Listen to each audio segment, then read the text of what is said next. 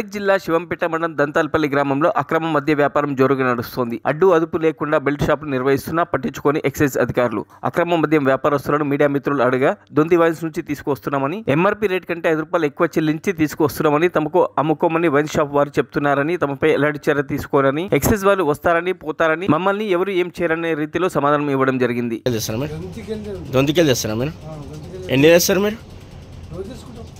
ఎన్ని చేస్తారు తెచ్చినప్పుడు? అలా దొంతికాయల వైన్స్, అది వైన్స్లోకి వెళ్ళి తెస్తారు. ఇక్కడ ఎంతగానో అమ్ముతారు? ఇక్కడ